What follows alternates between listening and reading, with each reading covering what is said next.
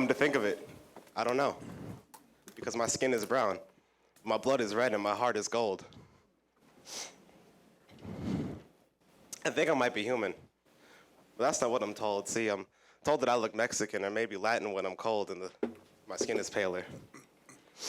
But I don't get offended by it, because it's really not anything new. It just makes me think about what we assume to be true. When you predetermine who a person is just by their appearance, you limit the possibilities of all the things that they can do, and it just saddens me. Amen. All the potential that's lost by kids my age just trying to fit in a box. Walled off by stereotypes, most are eventually caught in a cycle of trying to live up to what's taught in the environment that surrounds them. So what can we do to combat it? Well, we the people need to start making a habit of not judging people by the way that they look and letting them live their lives like a story in the page of a book. We are individuals, but our subconscious leaves equality shook. We need to start seeing people as people, far more than just looks. My name is Raymond Lee. I'm a senior at Grand Rapids Learning Center, and welcome to KidSpeak 2017 Colorblind.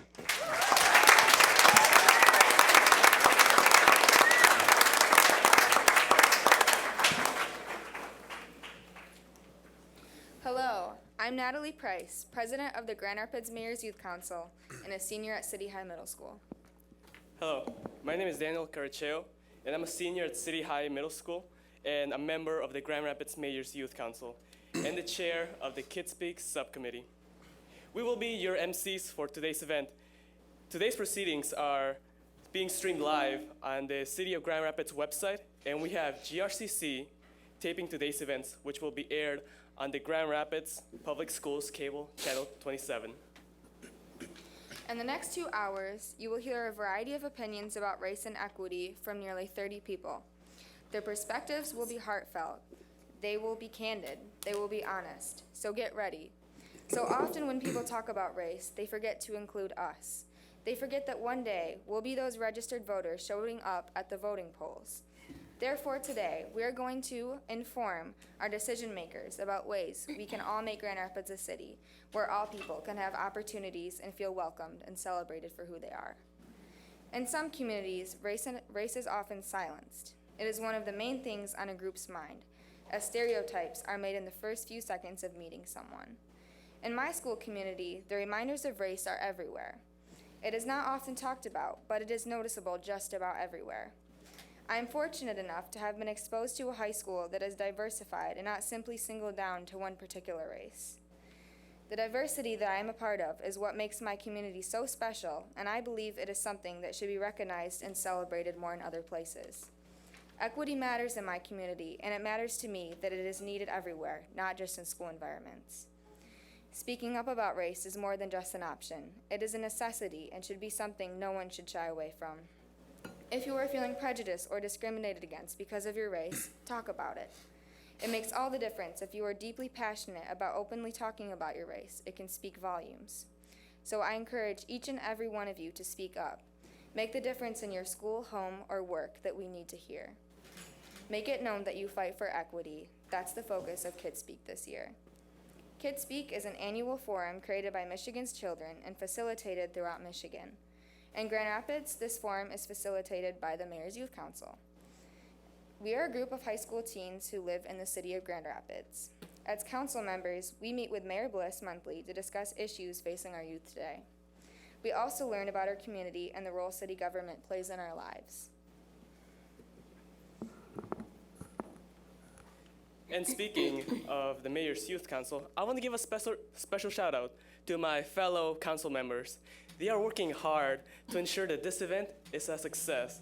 So for those of you who are in the room and not elsewhere, please stand and be recognized.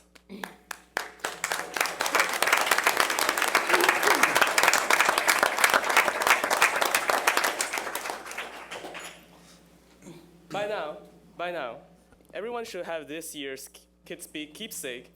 These bracelets are manufactured by Public Thread. Public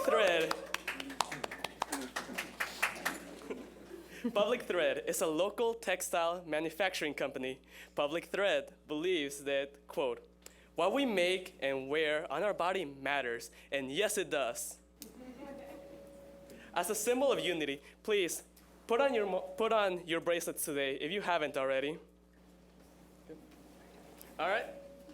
Now raise up your bracelets high to the sky. Looking good. Looking good, everyone.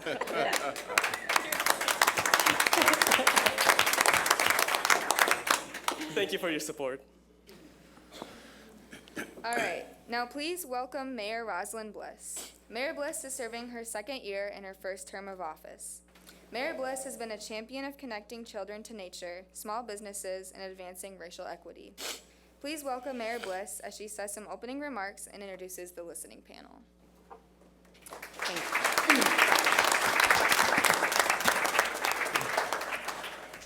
So good afternoon. All right, wait, it's still morning. Good morning, everyone.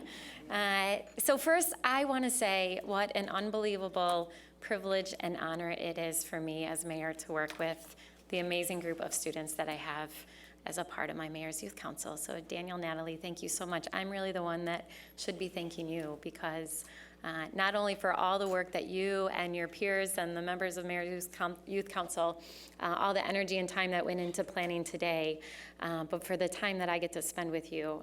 You all help me do a better job, so thank you.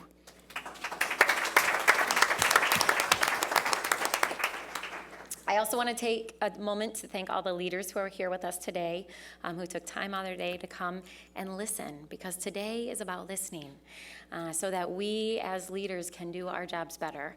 So I want to start by having the listening panel introduce themselves. I'll ask them to be brief, so please share your name and your role. And then I'll turn it over to Matt with Michigan's Children to say a few words, and then we'll get on with the program today. So why don't we start at this end, and we'll just go up here first, and then to the back rows, and then to the front rows. And you're welcome to stand if you want, or just sit. Good morning. My name is Malika Brown. I am the Director of Equity and Inclusion for the Grand Rapids Public Schools. And good morning and welcome as well. My name is Ruth Kelly, and I serve the 2nd Ward in the City of Grand Rapids on the City Commission.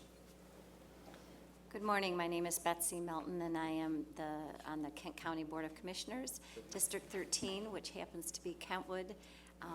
Just a little plug, because you talked about diversity. We have been recognized as the #1 most diverse school district in the state of Michigan, so I wholeheartedly am excited to be here to listen to what you have to say. Good morning. I am Adam Erber with State Senator Dave Hildenbrand's office, and Senator Hildenbrand has the honor of representing the city of Grand Rapids in the Michigan Senate. Buenos dias and good morning. I am Lupe Ramos Montini, and I have to say first that I'm a proud retired teacher of the Grand Rapids Public Schools. Second, I want to tell you that I am a proud member of the State Board of Education. Now I serve you in that capacity, and I am also very proud to be the chairperson of the committee to honor Cesar Chavez, and we work towards empowering you with scholarships. Thank you for being here. Good morning, I'm Wendy Falb. I have had the privilege of serving on the Grand Rapids Public School Board for 8 years now, and I'm currently serving as president, and I love this event. I'm so grateful for all the students who prepare and are willing to come forward and share their voice and perspective. Good morning, I'm Matt Gillard. I'm the president and CEO of Michigan's Children. Good morning, I'm Clee Jackson. I'm here representing 2 organizations today. Blue Cross Blue Shield of Michigan. I'm responsible for the community and civic relations for West Michigan. And also I'm the president of the Greater Grand Rapids NAACP and a proud graduate of Ottawa Hills High School.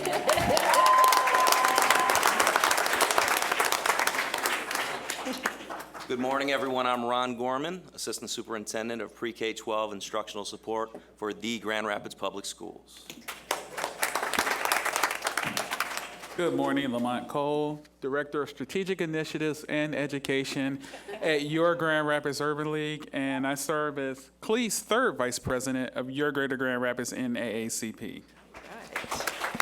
Hi, I'm Lynn Heemstra, Executive Director of Our Community's Children and also a graduate of Ottawa Hills High School.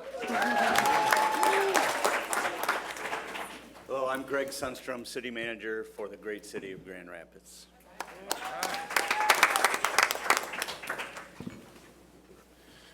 And I'm John Helmholt, Head of Communications and External Affairs for Grand Rapids Public Schools and a proud Union High School graduate.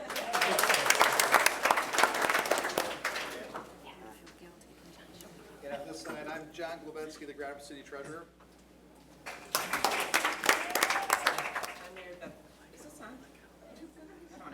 I'm Mary Beth Jelks. I'm the Human Resource Director for the City of Grand Rapids, and I do all the hiring.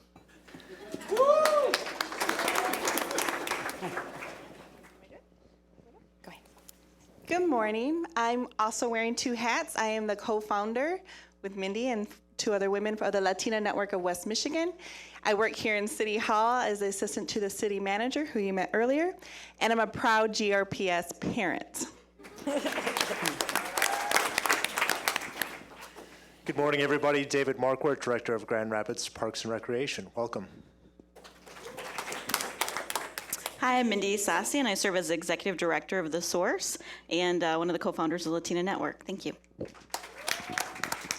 Good morning. My name is Jen Schotke. I'm the Director of Workforce Development with the Associated Builders and Contractors, and I also have the absolute honor of serving all of you Grand Rapids Public Schools students here as the Secretary of your Board of Education, also proud parent of 2 GRPS students. Good morning. My name is Sonia Hernandez, and I am also wearing 2 hats. I am here representing the Hispanic Latino Commission of Michigan as a governor-appointed commissioner, as well as GRCC, where I serve as an adjunct instructor, and I currently teach a CLS 100 course at Ottawa Hills High School. And today we do have a few students who will be speaking, and I'm very excited to hear their testimony and all of yours as well. Good morning, everyone. My name is Kelsey Perdue. I am program manager for Grand Circus, a local company that teaches people how to code. I also serve as co-chair of Equity PAC, a local political action committee focused around equity issues. What's funny is just over 10 years ago, I was a KidSpeak participant. I was a member of the Mayor's Youth Council a little bit over 10 years ago, and I'm a proud City High alum as well. Woohoo! Good morning. I am Patty Cottle. I am the Diversity and Inclusion Manager for the City of Grand Rapids. Buen día, Roberto Torres, Director del Centro Hispano de Western Michigan, the Executive Director of the Hispanic Center of Western Michigan, Roberto Torres. I look forward to hearing the young people speak.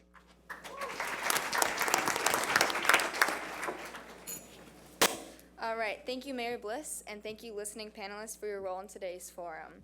One of our partners for KidSpeak is Michigan's Children. Michigan's Children is a statewide organization that advocates for the needs of children. Michigan's Children created KidSpeak and facilitates these forums around the state.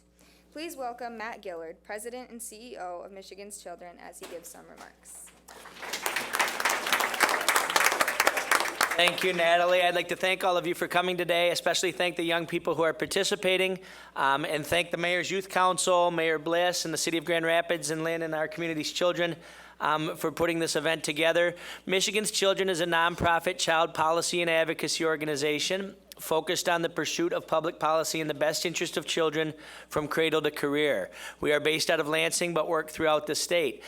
In furtherance of that goal of better public policy for kids, we feel it's critically important for policymakers and decision makers to hear directly from young people themselves about the issues that they're facing in their communities, about solutions to some of those issues, in order to really open the eyes and the ears of these policymakers and these important people in our state, so that we can really all strive together for what we want to see happen to really truly make Michigan a great place to be a kid and a great place to raise a family.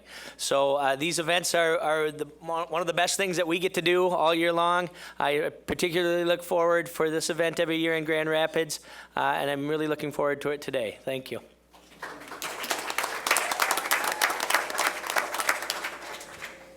Thank you, Mr. Gillard. Now, I would like to introduce you to Ms. Lean Heemstra, Executive Director at Our Community's Children. Our Community's Children, OCC, is a partnership between the City of Grand Rapids and the Grand Rapids Public Schools and community partners. It's an organization that advocates for innovative initiatives and programs to better prepare young people for college, work, and life. Please welcome Lean Heemstra. Thank you so much, Daniel. Thank you, Mayor Bliss, for your support. And Matthew, we have really been partners for a long time in getting this event off the ground. I think 17 years now it's been. It's one of my favorite events of the year.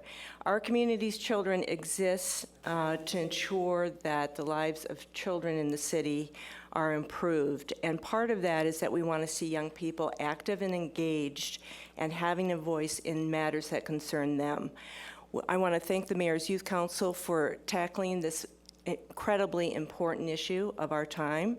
And I want to thank all those adults in the audience who have supported these young people in their dreams and in their hopes for the future. And then to all the young people in the audience, you are the hope of the next generation. You will help change the course of the narrative in our community. Certainly, the racial disparities that exist are unacceptable. We need a lot to do to change the course, and we need each and every one of you to have a voice. We hope that you will speak loudly and clearly now and in the years to come, and that you will make a difference. What you did last year in terms of talking about parks and recreation in KidSpeak, not only did you influence the Parks and Recreation Plan this year, but that event went national. And so you also influenced other cities around the country. So your words today will definitely make a difference. Thank you so much for your leadership.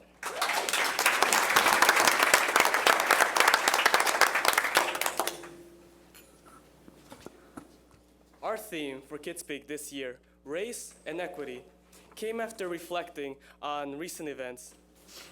From the rise of the Black Lives Matter movement to attention police officers across the nation have gained either as bullies with a gun or victims of the actions of incompetent colleagues. This problem goes as far as xenophobic statements said by the highest level government officials who wish to return to a time when America was not great.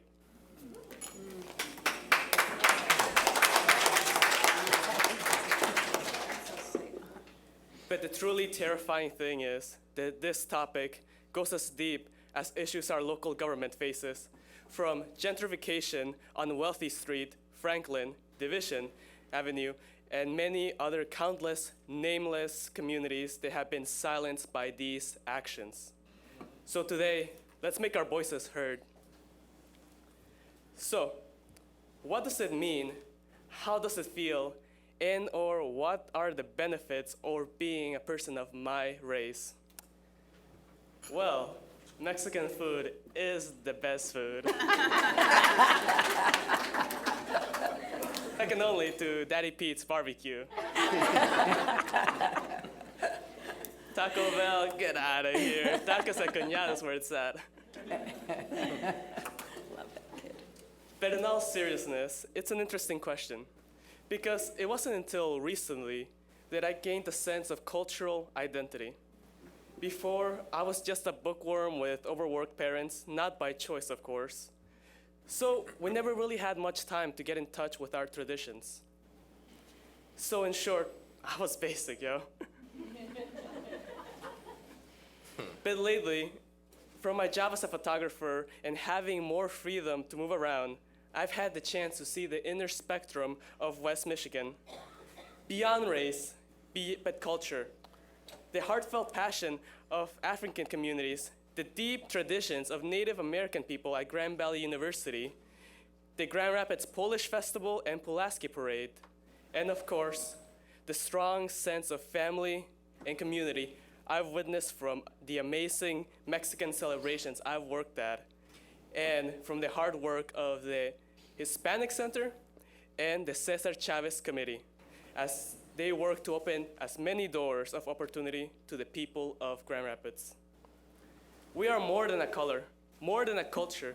We are a story, and the friends we make, the traditions we share, and the love our family gives are the words in our story. So let's get this started.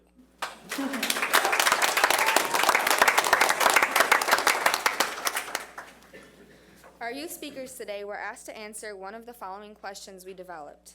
Number 1, why is it important to talk about race? What tips can you give other young people in helping them talk about race? 2, what does it mean, how does it feel, and or what are the benefits to being a person of your race? Give examples. When was the first time you realized you were a person of your race? Share a real life story. In what ways can adults and youth celebrate the accomplishments made by a race? Is Grand Rapids split into separate cities because of race? Why or why not? What can elected officials do to decrease racial discrimination where you live and or where go to school? What creative policies or programs could help eliminate racial discrimination?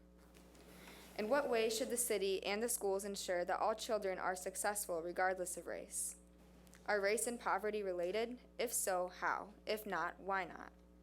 Have you ever felt discriminated against, unwelcomed, targeted, isolated, etc. in Grand Rapids because of your race? How did this make you feel?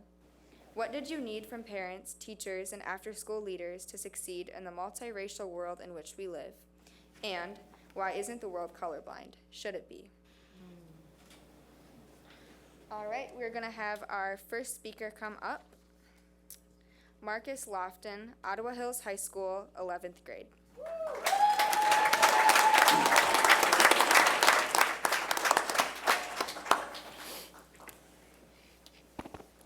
Malcolm X once said, "I am not racist. I'm against every form of racism, segregation, every form of discrimination. I believe in human beings and that all human beings should be respected as such regardless of their skin color." In a recent article that I read titled "True Colors" on QZ.com, it stated that colorblindness, a dangerous myth that hinders our ability to grow past the tears of pain that resulted from disgust of born beauty of one's color. This dangerous myth has put people in a state of mind to think if we just ignore race and focus on character, then everything will self-correct. But how can this work if recognizing one's humanity can't happen without the evil trait of stereotyping? Why can't all humans be treated as humans rather than being treated as aliens or animals? Rather than colorblind, should we be deaf from all elements of sound to the point where we hear nothing but non-racial comments? Although, in my opinion, if you have to block out color to see the light and appearance of relationships between races, we are no better than the ones who claim to be colorblind. And the fact that our government continues to place people in groups only to continue the division only serves to compare races as if life is a competition. And this practice shows how much we are failing to look at someone and see the human life they are. I hope that one day I can walk the streets and not be targeted with guns of law enforcement, the moral hands who swore to serve and protect. Maybe someday I can explain to the young black males and females how black men and women are punished more harshly than others, or how some doctors care for patients differently based on skin color. How does it affect that some teachers have lower expectations for students of color? I hope I can explain these things if these things are things of the past, not like it's in my current reality. Maybe someday I can tell them that the elements that prove colorblindness simply doesn't work. And I can teach them that color is who we are, and color may make us look different, but different is good. Maybe someday our society will be at a place where we will judge people by the content of their character while affirming racial and cultural diversity as gifts. That makes us stronger as individuals and more vibrant as a society. But until those things happen, we remain living a dream and fighting this reality. And a young black African American teen like me, all I can do is survive and make good out of the dirty, nasty, unbelievable lifestyle that they gave me.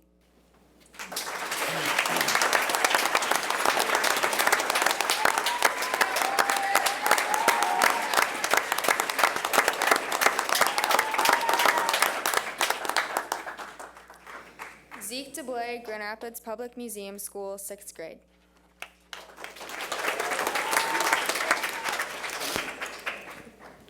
Why isn't the world colorblind and shouldn't be?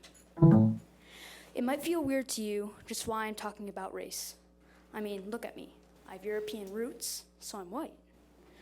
I am also male, so stereotypically, I'm expected to think of myself better than anyone else. So why would I be talking about race? Weren't all the people who made a significant difference in the racial community not white? Malcolm X, Martin Luther King Jr., Rosa Parks. I could stay here in the present, Barack Obama, or I could go back to the past, Harriet Tubman. So why a white person of all people talk about race? Because when we all speak, it makes a difference. Maybe one of the reasons the world should be colorblind is so that people, no matter what race, could say what they want to say. I used to think as a white child I was unable to make a difference in the discussion over race, and yet here I am talking about race. What disappoints me, though, is that this is such a big topic and people aren't taking it seriously. To me, I just think the joke is on them. Apparently movies are funny just because they are supporting racism or being racist. Maybe that's why people are immature, because they can't take issues seriously enough. But it can't be just racism. What about sexism and homophobia? Well, all these things are related just because they're all different forms of bigotry. Now, throw them in a pot, add a dash of selfishness, and you get a poison deadlier than arsenic. A poison deadlier than any knife or gun that you've ever seen in your life. Deadlier, maybe, than even death itself. I like to call it discrimination. And you might wonder, why is it deadlier than death? Well, I recently had the chance to go to Israel, and I remember going to Bethlehem, seeing this big fat wall built on Palestinian ground, separating the Israelites and the Palestinians. There's a lot of graffiti on that wall. One sentence that particularly stuck out to me is, "We cannot live, so we are waiting for death." So unless you would be proud of a world full of selfishness, discrimination, and eventually the apocalypse, we should be colorblind. Not colorblind is not seeing any differences ever, but seeing the contents of their hearts, not assuming bad things just because of the colors of people. Once you know a person, you'll begin to see a brand new light. Colorblindness. Thank you.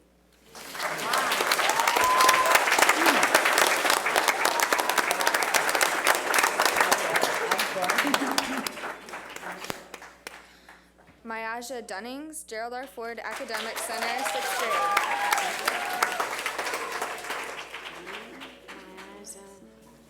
Good morning. My name is Mayaja Dunning, and I am a proud 6th grade student of Gerald R. Ford Academic Center.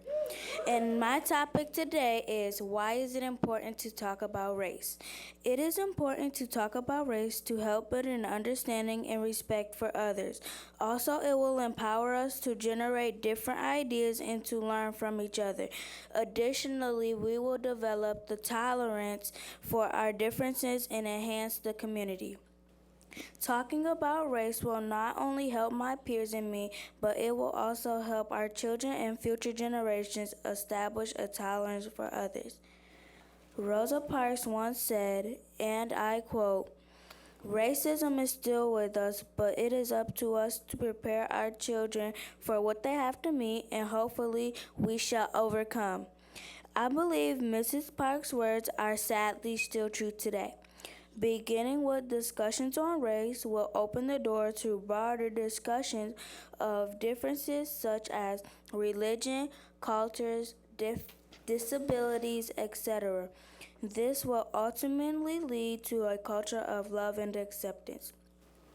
To begin a conversation on race, one must be willing to do the following: have an open mind, accept others, respect for each other by using good manners, agree to disagree, work cooperatively together, share ideas, and make good choices in challenging situations.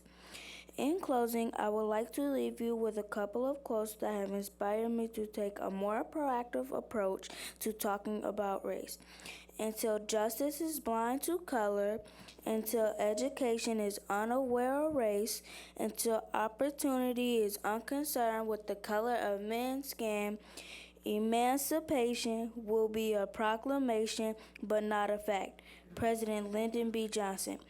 Reverend Dr. Martin Luther King stated, I refuse to accept the view that mankind is so tragically bound to the starless midnight of racism and war that the bright daybreak of peace and brotherhood can never become a reality. I believe that unharmed truth and unconditional love will have the final word. The words of President Johnson and Reverend Dr. King Jr. challenge me to no longer take a passive approach to discussions on race. As human beings, we have an obligation to learn the truth about others, embrace our differences, and surrender unconditional love. Thank you.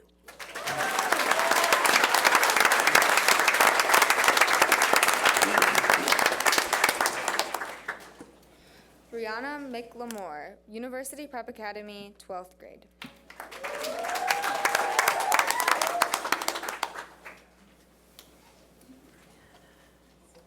Good morning. Good morning. My name is Rihanna McLemore, and I'm a 17-year-old student attending Grand Rapids University Preparatory Academy. And I would first like to thank you all for coming out to hear what we the students have to say on this heavy topic, colorblind. I mean, I'm in my seat about to cry. I would like to tell you a little about myself. I attended 3 different schools from kindergarten to now. From kindergarten to 3rd grade, I attended Southwest Community Campus. From 4th to 5th grade, I went to school in the Kenwood Hills School District. And from 6th grade to now, I've attended Grand Rapids University Prep. I am saying this to help you understand the different types of schools and people I worked with throughout my life. At SWCC, the primary race was Hispanic. In the Kenwood Hills School District, the primary race was Caucasian. And that even though UPrep has been the most diverse school that I've attended, it is still primarily African Americans. I wouldn't say that I've faced racial discrimination at either of these schools, but the way that the schools are constructed and the way that the teachers teach are all very different. At SWCC, they were more so focusing on speaking and understanding Spanish. But by the time I left there, I couldn't read or write English as good as the students at my new school. This made me feel bad about myself because I knew that I was smart, but in this one part of my life, I felt like I was less than everyone else.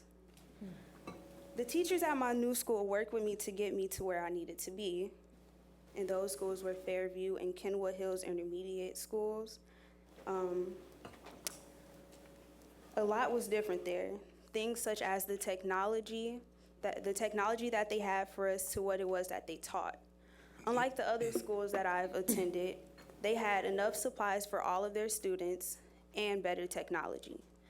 And I understand that not all schools have the funds for such things, but on the same token, I do know that a lot of money is being put into things that I personally believe are not as important. I have spent most of my years at UPrep, and I believe that at this school I had the most support from the staff and my peers. Although the school doesn't have the best technology, the teachers go out of their way to make sure that we are getting the best education that we can with what they do have to offer us. So to close, I strongly believe that if elected officials were to step in and help all students in schools get the things that they need, a lot would be different.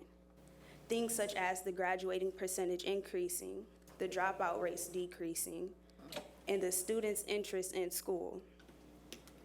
As I said before, I have not directly faced racial discrimination, but I did notice a big difference between the different schools that I went to.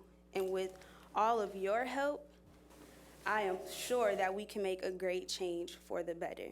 Thank you. Thank you, Rihanna.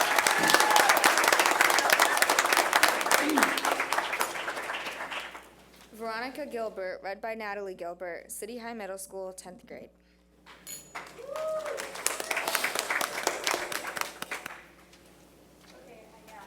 I'm going to read this for my sister, so yeah. So growing up in a multiracial family with an adopted brother that was Haitian, along with many other aunts, cousins, and grandparents that varied in their ethnic backgrounds, I never realized a major distinction between those of different races. When I first realized the true meaning of race was when my family went to museums or zoos and people would question if Armani, my adopted brother, was our family member, thinking that we were just trying to get a family discount or bring one of our friends along with us. Nonetheless, we are bound to get strange looks in public just because of some of our families did not look the same. In addition, one of my friends and I were walking near Rosa Park Circle last summer, a place that most would consider full of adventurous activities for the pondering mind to explore. While eating our ice cream we had just bought, we noticed a woman wearing a hijab and two teenagers following after her, and we heard them yelling rude comments about the woman's religion, race, and appearance.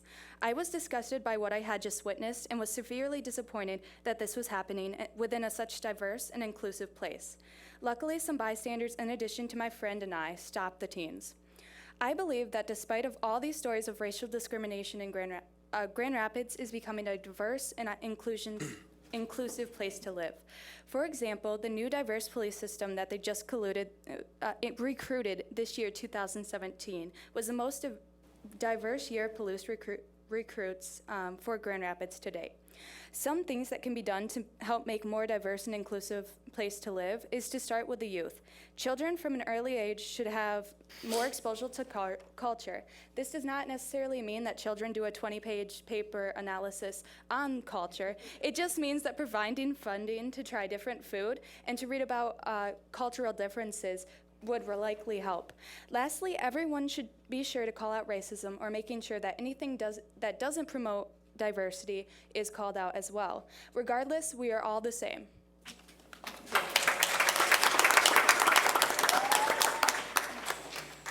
Jace Wazalowski, Grand Rapids Public Museum School, 7th grade.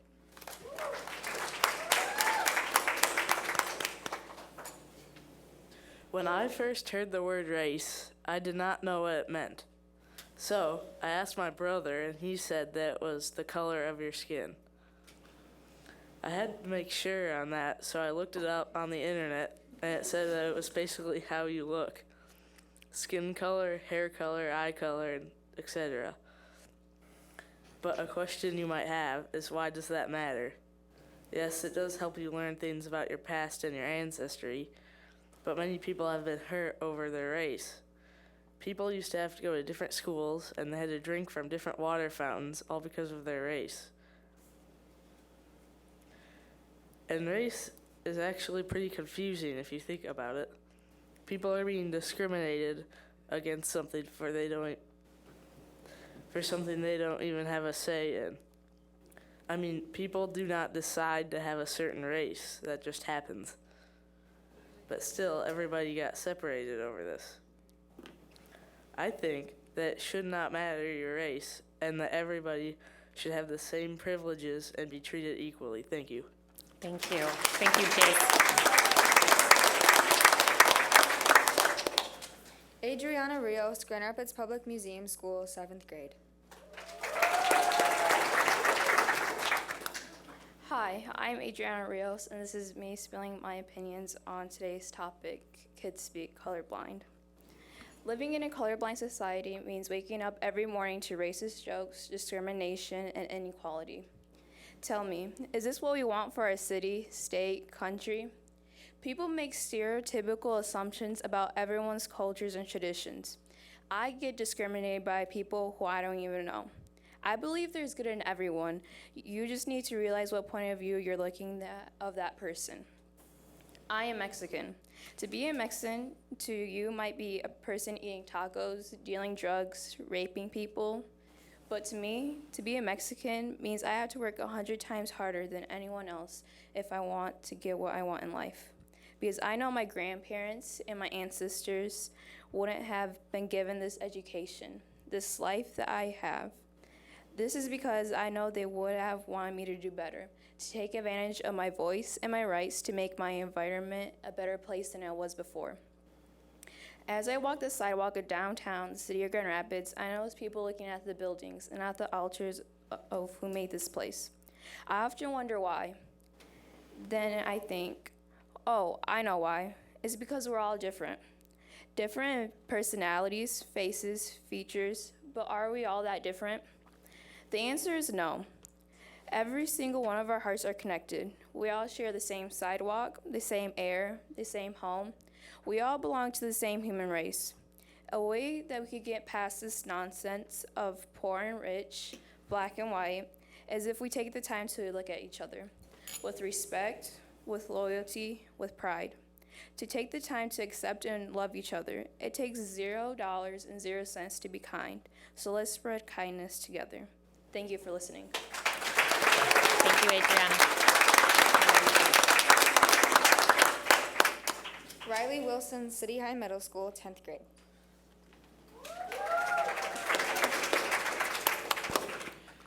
The issue of racism has plagued our society since its inception. But in the last year, racism has become ever more prevalent as hate crimes have been on the steady rise. Among the 9 major U.S. cities studied by the Center for the Study of Hate and Extremism in 2016, hate crimes have increased by 23.1% overall. This includes bomb threats against places of Jewish worship and mosques, as well as violence against the African American and Hispanic communities. Not only that, but hate groups are also on the rise, especially those targeting the Muslim community. As I said previously, racism has always existed since before any of us were alive, and will unfortunately continue until all of us are long gone. However, we have to ask ourselves, what is the cause in this current spike? To address this, we should take a look at what has been a bitter election cycle and what the effects our current leadership will have on the rates of racism now and for future generations. Our current president, Donald Trump, ran much of his campaign focused on immigration, where he mixed his populist messaging with blatantly nationalistic policy proposals. The staple of his campaign was the border wall between Mexico and the United States, which was pushed as the solution to the, quote, illegal immigration problem plaguing our country. Much of his rhetoric was marked by not-so-subtle racist hints. We all know the famous line in which he suggested that a majority of Mexican immigrants were criminals, drug dealers, and rapists, quickly conceded that some may be good people. In pushing his agenda, Trump became complicit in the anti-Mexican racism, which was legitimized by his candidacy. Not only this, but his proposed Muslim ban was rationalized through calling all Muslims terrorists. So when his supporters stand outside rallies with signs that read, "Go back to your country," or when Muslims are chased out of his speeches, he must be held responsible and have the respect to continue to prevent this. But instead, he never did so. It was as if he turned a blind eye to the racism occurring around him in his name. But I would like to change the focus onto the long-term effects this administration can have on the future of racism in America. Often I think about a moment in a family Christmas party last year where my 7-year-old cousin exclaimed, "Trump will build a wall," which was responded with laughter from many family members. I think about how my cousin is likely to see Trump as a role model, which means his nationalistic and bigoted policies and one-liners are not something he thinks to question. To a child, the words of a man whose face is printed in your history textbooks are not to be dismissed. Children are especially affected by what is said around them, and the leader of their country will undoubtedly tend to change the way they think. And now, like never before, that effect will likely be to the detriment of peace and equality. Thank you. Thank you, Riley.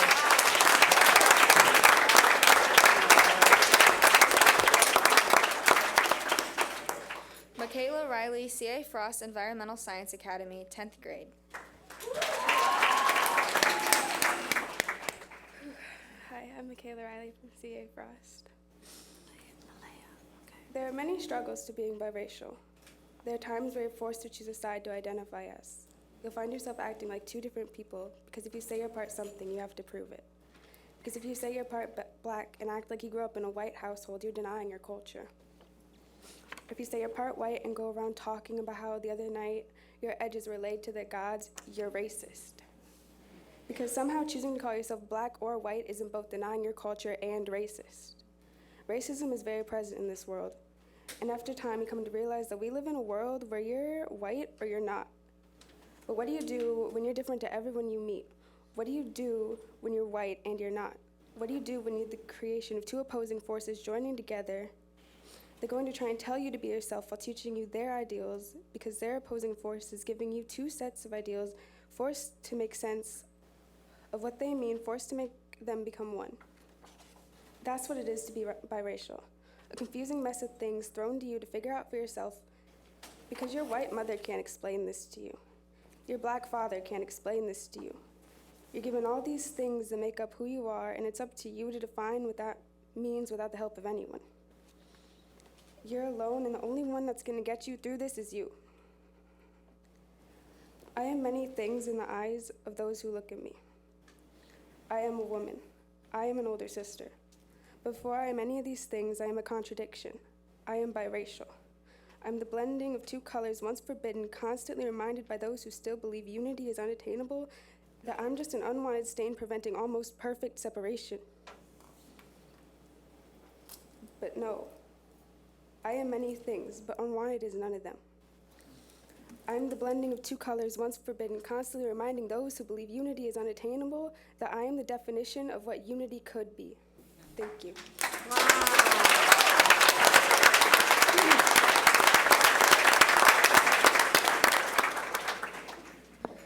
Sophia Almonte, Grand Rapids Public Museum School, 7th grade. Hello, I'm Sophia Almonte. I chose a question, why isn't the world colorblind? Should it be? This year, KidSpeak chose a topic, colorblind, by which it means non-influenced by racial prejudice. Now, if you're asking me, is the world influenced by racial prejudice? I'd say yes. Every single day, people are judged by their race or ethnicity just because of their appearance. But if we were colorblind, we'd never be able to see the true beauty in others and the culture. I would never want to be colorblind, because if I was, I would never know who I am or where I come from. I recently changed schools and came to the Grand Rapids Public Museum School. I never realized how the world worked because my old school was private. When I transferred in 5th grade, I got a chance to experience an amazing school, but also how racial discrimination worked in the world, and right here in Grand Rapids. For example, for our art prize, we went out as a school, and I saw a piece that had wooden statues of children with their stories on it, and one really caught my eye, and it was about a girl who got kicked out of her own home by her mother because she was like her father. Since then, I've made new friends and discovered amazing cultures. Now knowing how the world really works is I'm not colorblind, but I am in a sense, because there's still so much to learn about where I come from and the history behind it. Thank you. Thank you. Thank you. And Natalie, just real quickly, I want to welcome Senator Hildebrand, who joined us. Thank you, Mayor. Erica Starks, Coit Creative Arts Academy, 5th grade.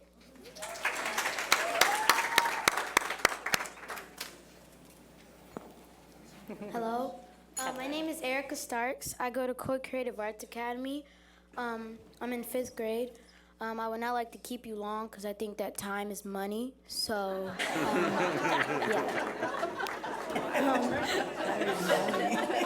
I grew up in Georgia. I grew up with a lot of black people, and all of my family told me that I am different, but I am different in a beautiful way. I am a beautiful African American, and I have not been through what my ancestors have been through. And what I figured out is that everyone is different, and with race, you are different in many ways because, like, one of the Mexicans, I don't know her name, but she said that I have to work 100 times harder as the other people do because, well, she was right, and I believe what she said. But the question I picked out of the list of questions is, why is it important to talk about race? It is important to talk about race for many reasons, but I, Erica Starks, only have two. In my opinion, it is important to talk about race because adults and children can learn about their history and the differences in the world. Example, if you're talking to an African American, tell them about their history and about one of the hardest things in life, which is treating everyone the same, doesn't matter about their race, and also to stay in school because you are the next generation. And if the next generation is terrible, then we're going to have to wait for a whole entire next generation, and I don't want to live in that. And when I came to Michigan, I was like, wow, the way that I've lived and the way that all these other people have to live, I think my reason to be here is to help them. And I don't know exactly what position am I going to play, but I know I'm going to be famous. with all. Follow me on Instagram, Facebook. Erica is awesome. Thank you. But anyways, back to the question. Another example, if you're talking to a Mexican, tell them about the Mexican-American War. It will teach them to stay strong in situations like bullying, racism, and how to stay away from poverty. Because poverty is easy, but it's also hard. And my last reason why it is important to talk about race is because it will help children understand their differences in the world. Because if you're this exact same as somebody else, in other words, our new president, which I would not like to say the name of, this world is, you're not going to live up to your true potential. And I just want to tell every little kid in the world, and not just little, but everyone, that you are different. And sometimes it's just hard, and it's supposed to be. Like, a lot of things are hard. Like, I help kids at school, but I also have to be in my classroom before lunch, which can be hard.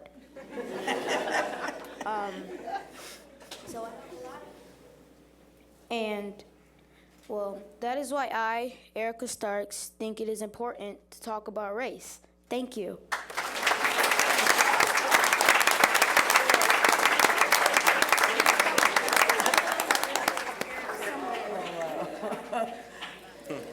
Donna Hoskins, East Kentwood High School, 9th grade.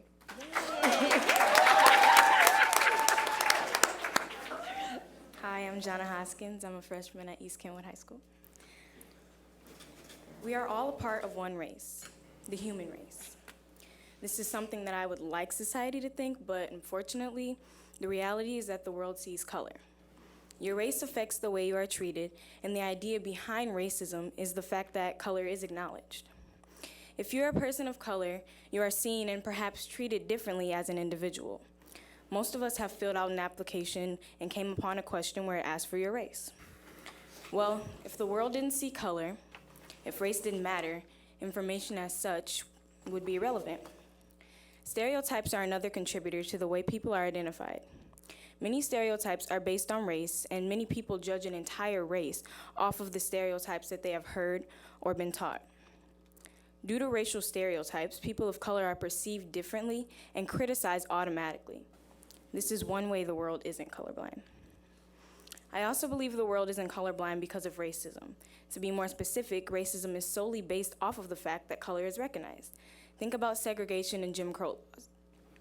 There were separate bathrooms, restaurants, and drinking fountains to separate the white people from the people of color. Back then, people were separated because of the color of their skin. People saw color, no doubt, and racism today is still based off of that fact. People see color and they choose how they want to react to it, whether they're scared of it, whether they want to discriminate against it, or whether they accept it. It's no secret that the world isn't colorblind. The truth is, we were meant to see color. We have the first step down, realizing that there are different races and ethnicities. But now we need to take the next step. I believe the world needs to continue to see color so that we can understand, respect, and accept our differences. Instead of tweeting all lives matter, make sure they actually do. Open your eyes and look at the beautiful, diverse world we live in, because like the quote says, we are all a part of one race, the human race. It's about time we start acting like it.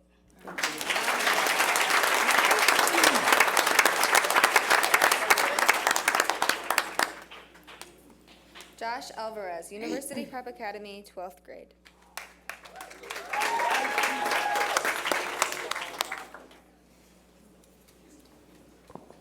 Hello, everyone. My name is Joshua Alvarez, and my topic, I chose what does it mean to be colorblind. What it means to be colorblind is that no one can see who you really are as a person based on your race. They might stereotype you and say things that'll get you down and cause bad situations toward themselves. To me, what it feels like being colorblind is that people see me as a nobody and may have certain thoughts about being Hispanic. They can make jokes about being an immigrant and how I got here or such. They might also think I don't fit in with the group or the society. Being colorblind feels like you're empty and not in place with others around you. It kind of feels like you're being bullied because of your race. Many people feel out of place and are not a part of the cool group at school. Every day, there's always a comment on what someone wears or how they smell or speak. This is what brings people down because of that. The judgments of race and color need to be prohibited and taken care of. Whatever people wear is part of their culture, and others might think of it as a joke. If I had to give some examples about my race, I'd say that my race is very unique and special. The food is very good, and parties are enjoyable and fun because I'm surrounded by people who enjoy and love the music that's played too. Being Hispanic is amazing. No matter what happens, the jokes and stereotypical comments can go away because we shouldn't be seen as colorblind people. We should continue to be who we are and be happy to be a part of the race we're dedicated to. Thank you.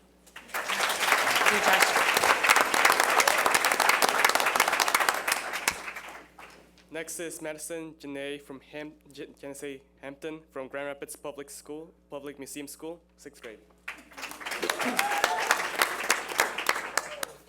Schools and cities should ensure that all children are successful regardless of their race. Schools should have more African American teachers so that way it will be evened out. I have only had one African American teacher in my whole life. That one African American teacher showed her whole class love and care. She didn't care about race. All she knew is that she cared about us and was determined to give her class a great education. That teacher was Miss Bracy.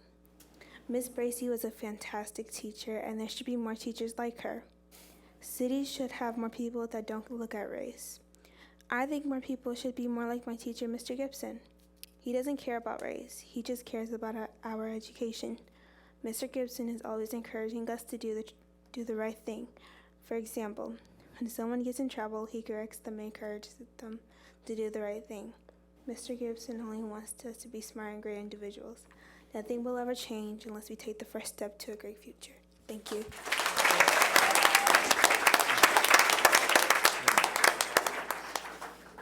Roscoe Johnson, read by Jose Torres from C.A. Frost Environmental Science Academy, 10th grade.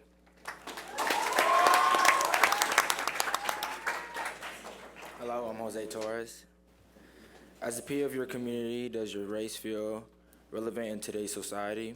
As a young, developing man, I have either encountered or witnessed certain situations involving all sorts of races. For example, there is still segregation. It may not seem like it, but deep down, we are not whole yet. Racism is a main head title in our society today. It's also overlooked differently by different mindsets. The emotional subject may be in a category of having biased opinions. The way you act can determine the way you feel. Racism can be relevant or any part of the world, no matter the circumstances. I myself do not enjoy speaking upon touchy subjects like racism, which could be easily resolved with a little effort from township. It does not have to be spoken upon to know that this is a problem. If you aren't caught on by now, I'm relating this informational essay to a question, and I want you all to think upon this question. Is Grand Rapids split into segregation cities because of race? Now, personally, I think it is a question that would be more relevant if we asked 10 to 15 years ago. I say this because back then, tensions weren't tight between races. But then again, races weren't mixed up on each other as well. Even for me, as the age of 5 to 7, I never had too many white or Hispanic neighbors as I would have now. When communities upon up and work with each other, more than one race always feels welcome. It is just an opening for more opportunities to be found. Some people of opposite race might feel completely different than I do. The overall isn't a bad thing. We all have our own opinions. That would be a reason to be better ourselves, though why not work together to come up with new ways of living that everyone can agree on. I've noticed over the past few years, the largest problem seems to be communication within others around you. This leads to anything school, at home, activities, crime, police brutality, and even more big headings. Taking actions or problems are always a good thing to do, but communication is the overall key. From the perspective of today, 4/21/17, I honestly don't believe our city is split of based race. Like I said before, we are getting better at opening up based off race. There are people who have negative thoughts on another race, and that's just a personal problem that we shouldn't waste time on. But our generation is the one who should almost be looked up to. we should be doing the most to change our perspective on negative energy. Our mindset isn't yet solid with information, so why shall our hearts be? Thank you, Josh.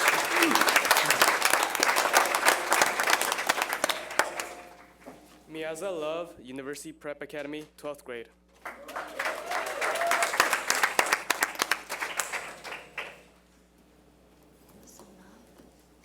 Hello, good morning. My question that I answered was, how can the city of Grand Rapids and the schools ensure success through every child regardless of race? And in response to that question, I said, the only way schools in Grand Rapids can ensure that success flows through every child regardless of race is with one solution. Stop removing teachers from children's earlier years in life.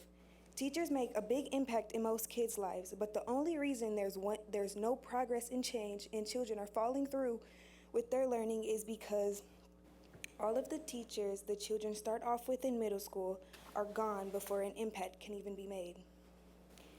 Teachers aren't given enough time to make that change because before you know it, they're transferred off to another school district. How can a teacher make an impact in a group of kids' lives in only 2 years? Teachers need to be carried on with the group of kids they start off with for multiple reasons. Reasons number 1 is because of comfort. Once a teacher gets comfortable with a group of kids, this then ignites a flame of learning opportunities.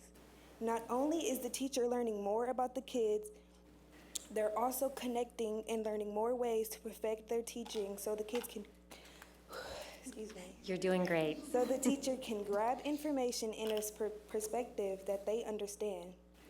The students soon begin to adjust to the teacher's learning, to the teacher's teaching, and respect of race becomes a mutual thing. Students also start to blossom and unravel from their shells, making being themselves in front of a class just starts to flourish naturally. The second reason is gaining a lifelong bond with a highly influential person who has impacted the children's life to the point where disconnection is not an option. There should be more relationships like this because it's not always about what you know, but who you know. These types of relationships ensure a successful life for the child, considering they have personal connections with teachers who also have personal connections broader than that child's reach. This is a prime example as to why we need to lower the turnover rates and keep teachers all the way through with the kids they start with in middle school until graduation. The final reason is trust. Regardless of race or school district, everyone faces a hardship in their life, and students gaining trust in an adult who believes in them and pushes them out of their comfort zone every day is someone who is making a difference. Being able to trust a teacher whom you've been with years can save our youth's lives. Kids contemplate suicide and other misleading thoughts due to their home situations. But being able to have trust in the teacher you've connected with over time gives the child security and comfort. This then shows and pushes the child to never give up, even if nobody else isn't in their corner, because the teacher will always be there as a source of growth and empowerment, regardless of race. In conclusion, there's only one major solution to ensure every child, regardless of race, becomes successful and excel in their learning journey. And that is being able to lower the turnover rates and keeping teachers put with one group. This unlocks a whole new level of learning growth opportunities. We need to take this into consideration. Thank you.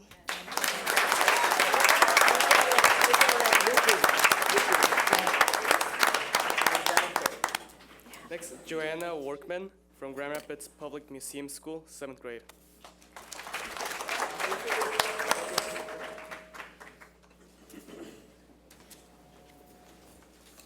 Why isn't the world colorblind? When I think of this, I think of the giver. Jonas, the main character, lives in this community that is living in what they call sameness. Everyone looks the same, they all have the same haircut, clothes, everything is regulated, including weather. He doesn't even know what rain is, and everyone has the same opportunities. But the first thing that comes to mind is not any of these things. It is the fact that because of the sameness, they cannot see color. That way everyone looks the same.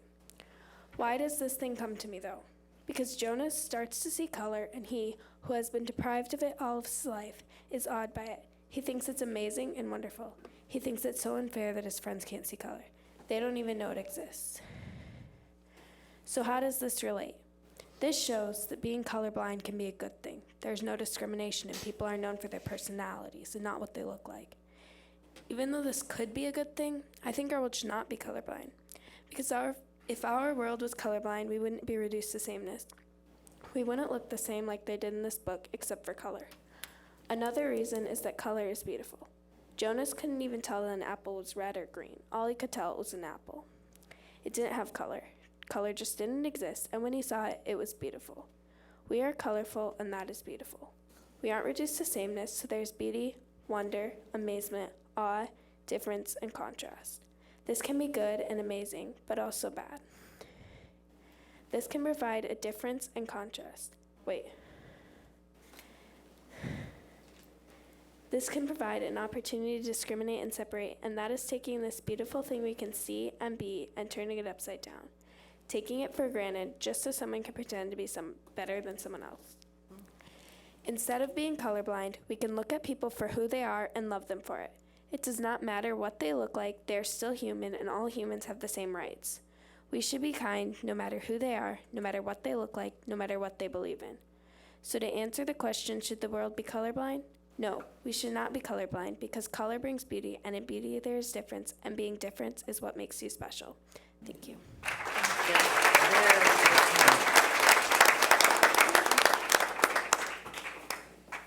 Christopher Dowse from University Prep Academy, 12th grade.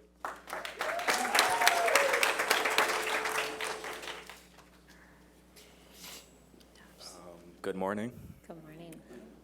An optimist is a person who sees a green light everywhere, while a pessimist sees only the red stoplight. The truly wise person is colorblind, Albert Schweitzer. My topic today I will be speaking about is why isn't the world colorblind? Should it be? The two definitions of colorblind is as follows: being unable to distinguish certain colors or not influenced by racial prejudice.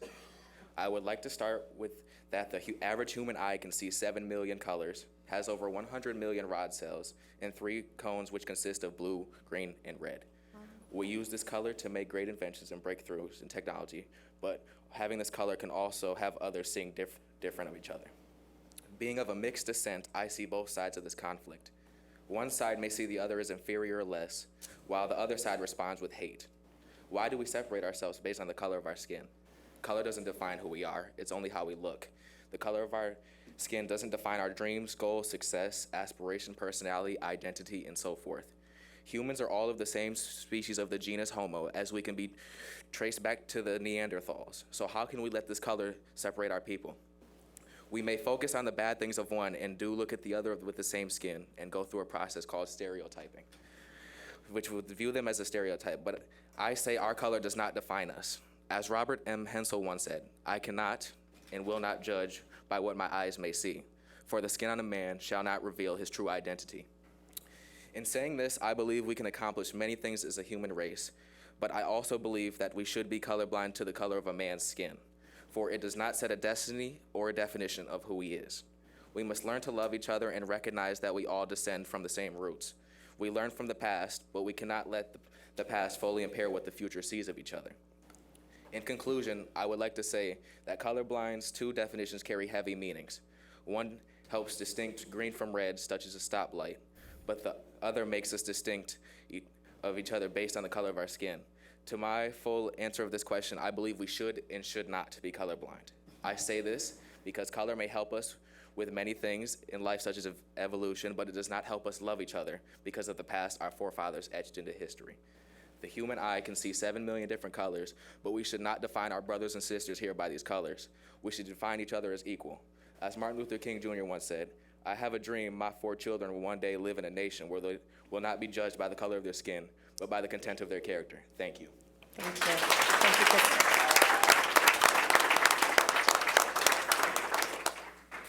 Hannibal Spencer from University Prep Academy, 12th grade.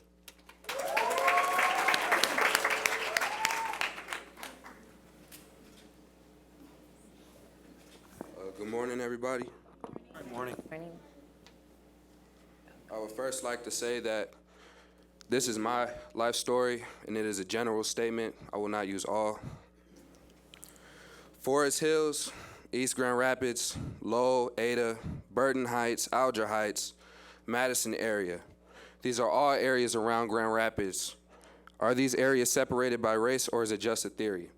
Now, I'm a student at UPrep, okay, and I live by Garfield Park. I did not always live there, though. When I was in elementary school, I went to Ada Elementary from kindergarten to 4th grade, and when I was there, I felt like everybody else, like nothing really changed compared to the other kids, because we were just kids at the time. We would just play and have fun. Until we went on this field trip. In 4th grade, we went to MVP Sports to go swimming. And there were teachers and there were chaperones, and we all went into the locker room to put sunscreen on before we went swimming. And when everybody was getting sunscreen, I just sat and waited. I just waited until everybody was done. I was just chilling. Until the chaperone came up to me, and I asked her, "Do you have any sunscreen for me?" And she told me straight up, "Black people don't really need sunscreen." It was a black lady who said it. And I found out, because I asked my mom, that black people have melanin in their skin and that it protects you a little bit from the sun, but at the time I didn't know it. That's when I really found out I was different. The people at Ada also had a lot of money and really nice cars out there, and I thought it was regular because I lived with my grandparents at the time. And then my mom came and picked me up from school, and we went over to where she lived by Burton, and it was a lot different. The houses looked a lot different. The cars looked a lot different. But the people were really cool. Like, the people had a lot of character, and they showed a lot of love towards me because I looked just like them. And when I went back to Ada, I told my friends about it, and they said I should stay away from that side of town. And they told me that it's bad on that side of town. And it's funny because we was just kids, and it's crazy how they already knew that on that side of town it was dangerous. It's crazy how people like me, people who look like me, are afraid to drive on that side of town because they're afraid they're gonna get pulled over for no reason. It's funny how they don't wanna come on my side of town because they lock their doors at stoplights. But I don't understand why it has to be like this. I don't understand why it has to separate. We all just people. That's why I ask if we're really separated by race, or like they said, they have a lot of money, or are we just separated by that? So, thank you. Thank you, Hamba.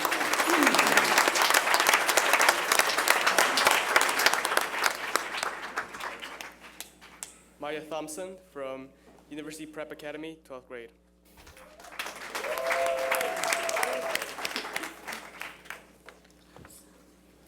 Hello, I'm a senior from University of Prep. As we get farther in life, we will come to many interactions with people whom we will form relationships with. It is important that we treat everyone we meet with respect. To do so, we must see people for who they are on the inside and treat them how they want to be treated, not treat them how we think they should be treated because of preassumptions and judgments. Any successful person will tell you one of the major keys to success is relationships. The better we treat people, the better relationships we have, a major key to success. It is important to talk to each other about race so that we can learn about cultures and eliminate prejudice. What you may think you know about one race may be completely false. We miss out on a lot of opportunities to meet people who may change our lives because of the pre-assumptions we have about them. When we avoid talking to people because of how they look on the outside, we miss out on some amazing life-changing relationships. That person you avoid on the highway may be the next president, and because you didn't want to talk to them because they identify with another race, you missed out on meeting the president. If we stop judging people by the way they look on the outside and put on our colorblind lenses, we might be able to meet some amazing people and take advantage of some amazing opportunities. Thank you.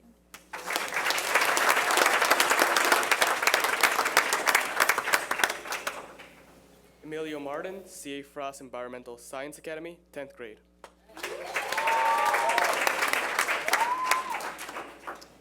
Good morning. Good morning. Why isn't the world colorblind? Shouldn't it be? I believe this question means a lot and is very powerful in many different ways. Why isn't the world colorblind? Why can't everyone be treated the right way no matter their race? Why are certain races or people in general separated because others aren't satisfied that the different ethnicities aren't the same as themselves? The world is blinded by its own insecurities. If you are not like your fellow neighbor, it's a problem that will never be understood. Every day I see myself and other minorities being stereotyped because the way we act or the color of our skin. The world, and to get even deeper, Grand Rapids needs to realize we are all equal and we all bleed the same blood, so no one should be treated differently. Why is it that people look at others before they get to know them? Race does have a big impact with that, and most people will have the worst mindset of the intentions they believe you have for them until they get to know you. Growing up at the age that I am now, I do see the world as colorblind in many different ways. I see it in the school system, I have those who are privileged enough to go to the best schools and get the best education. Also, I see it in sports, not trying to be biased, but 9 times out of 10, the white schools will have a much better advantage when it comes to the refs rather than African American schools. It's just small things like this you notice and realize that the world is split up and seen in different shades and colors. Being a minority, being a part of the two races that are mostly seen different, black and Mexican, I approach every day knowing there may be some battles I may encounter. It may be some people who look at me different and see me nothing like them, but that's okay. I know who I am, and I know what I can do. I see myself doing great things, even if others see me with no potential or future. Even if others are colorblind, don't see me for who I truly am, I will succeed, and I will become what I desire, no matter the circumstances or ways I'm portrayed.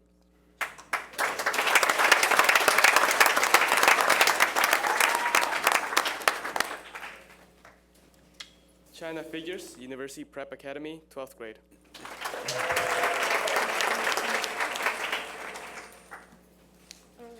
What it means to be a black young lady is setting standards and creating more opportunities. Being a black young lady, I decided to change the standards of our stereotypical behavior. I refuse to be a statistic that does nothing with themselves. I am a senior at University Prep Academy. I have worked hard to maintain a 3.9 to 4.0 GPA throughout high school. I know that because of my race, I have to work 10 times harder to be successful because of all the odds that are against me. I feel that because of my race, people feel I can't do as much as others. But I know I can do anything I put my mind to. The benefits of being an African American young lady is that in this generation I live in, I can start the change I would like to see. When others see me doing something great, they will start to follow. I will be the start of the trend. Always remember, the color of your skin does not define your ability. Thank you.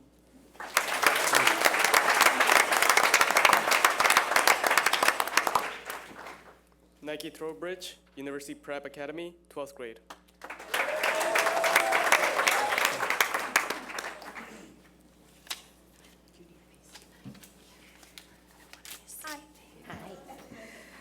Okay, I had the last question as well.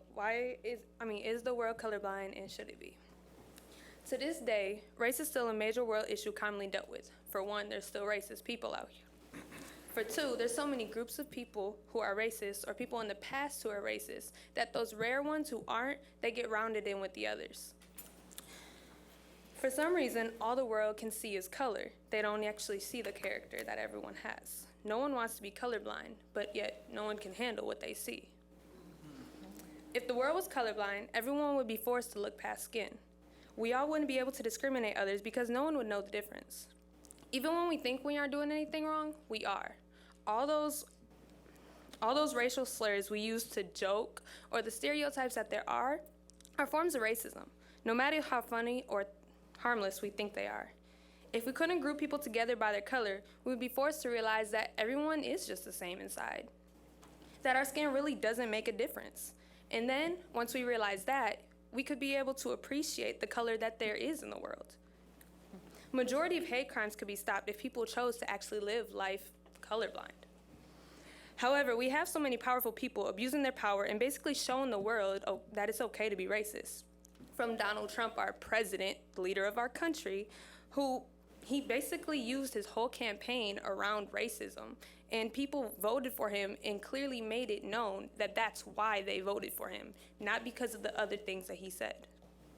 To police officers who've used excuses to shoot down and kill certain kinds of races, African Americans, some Latinos, like all of that.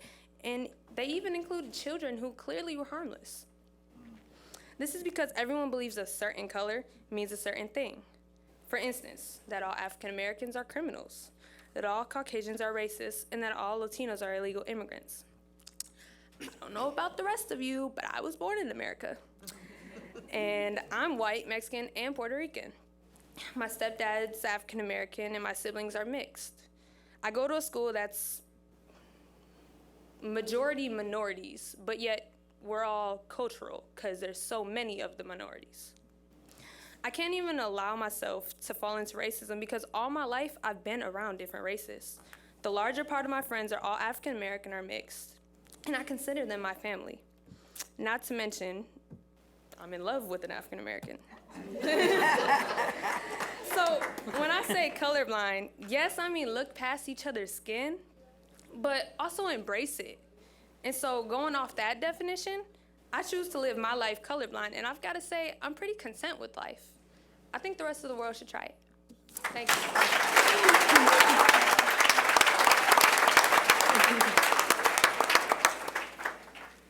Alana Johnson, Grand Rapids Public Museum School, 6th grade.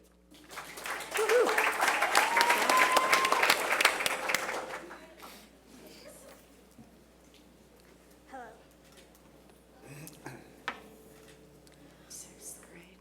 What is race? What race means to me is maybe different from what you're thinking. Race is the word that divides people by color and birthplace. Race means to be proud of yourself and others.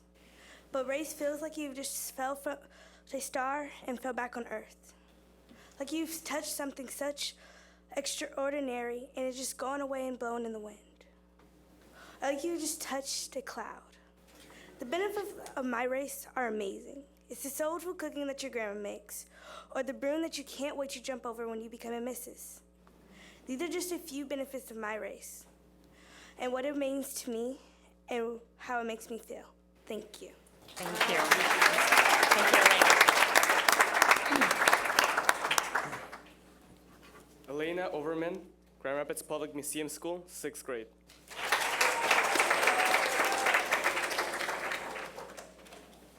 Good morning. Morning. I mean, if it's still morning, I can't really tell. My name is Elena Overman. The question I chose is, why isn't the world colorblind? Should it be? The world isn't colorblind because color cannot be hidden, and color cannot be ignored. I would not want the color of people, nor the color of the world to be hidden either. Color is what makes things beautiful. It's what makes us beautiful. We should not judge people for how they look. Instead, we should embrace each other's differences. We should learn from the people who are different from us and who have different experiences than us. I go to the public museum school. The students come from different backgrounds with different ideas. When I talk to my classmates who are different than me, I am able to step into their shoes and see a new side of the world. I am glad I have the opportunity to be with new people who are different than me, because I understand more about the world because of those people. The world should not be colorblind. We need to see the differences in other people. We need to take them in for who they are, not judge them by the way they look.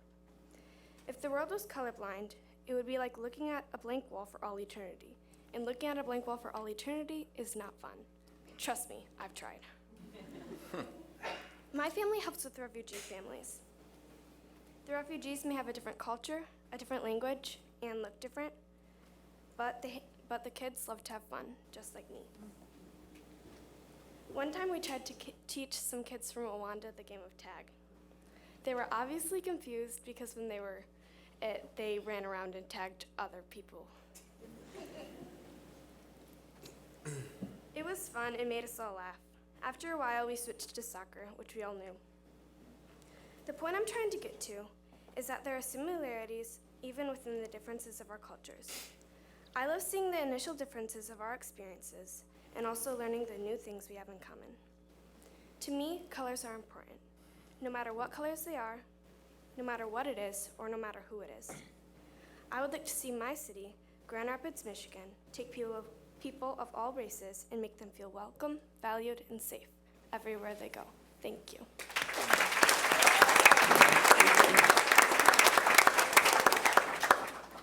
Alita Whitty, Grand Rapids Public Museum School, 6th grade.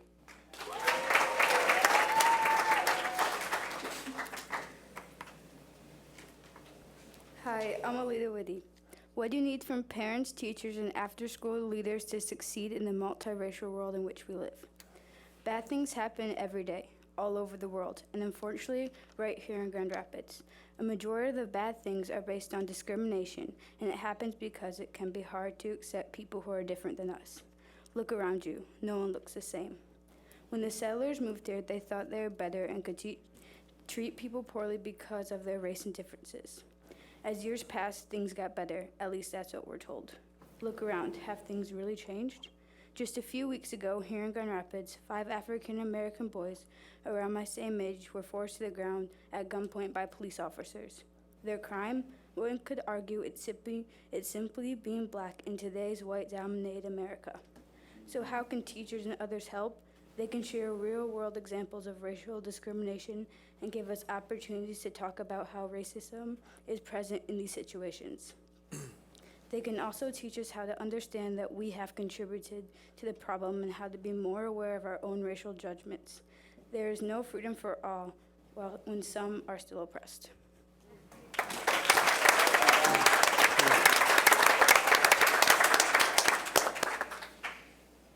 Brooks Welch from East Kanawha High School, 12th grade.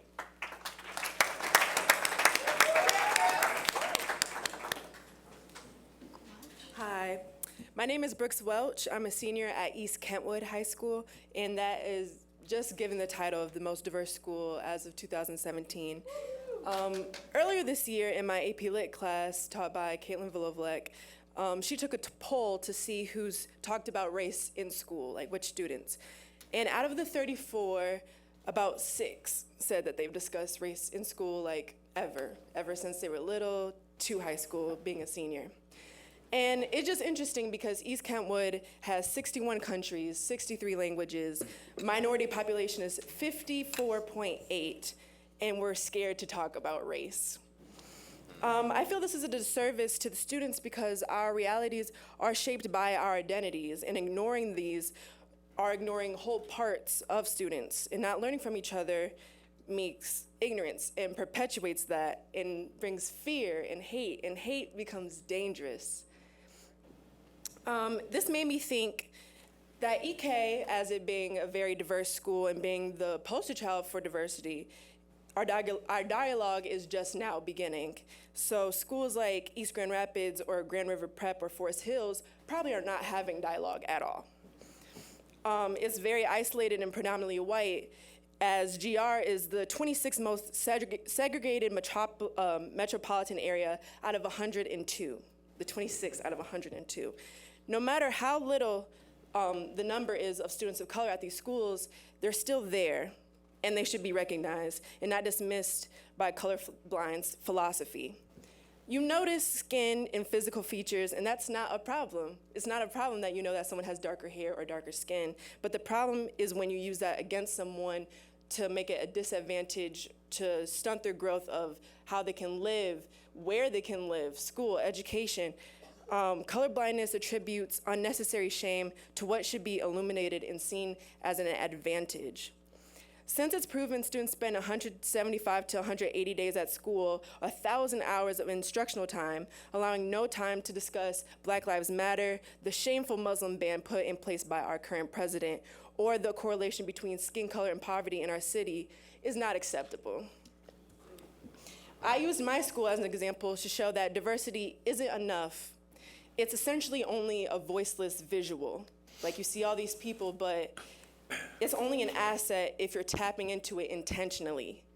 So my own work in the fight for racial equity, and what others can do too, is starting as simple as asking history teachers what they have planned for Black History Month. Because I had an experience where I asked a teacher what we were doing for Black History Month, and they told me that we already discussed slavery and imperialism. And now my school hosts a Black History Month celebration. See progress. Also, calling out unfair race-related treatment. You often feel as minority students, or minorities in general, with microaggressions, you feel like you're being too sensitive, or you might be misinterpreting, but I beg to differ. You should follow that intuition. You probably are being mistreated. And point out the lack of diverse staff and courses. This year, my school just added African American literature, which has been a great class, and we're learning so much about the African American experience as a whole, but definitely reading lots of African American literature. And just a takeaway from that, love your school enough to critique it. Lead the discussion with student forums and help educate. EK had the first annual Diversity Week this year, and we had Flag Day, Cultural Fact Day, Cultural Garb Day, and we decorated the hallway with a whole bunch of different flags representing the 63 different countries. And I just thought that proves that celebrating diversity is fun. You can make it fun. To be colorblind is to live in a world without any vibrance or differing of stories and perspectives, making for a very bland and ignorant world. Colorblindness is concerned with equality, which is seeing everyone as the same. But I challenge my peers to combat colorblindness with equity. Intentionally see differences and utilize them for the greater good. Thank you.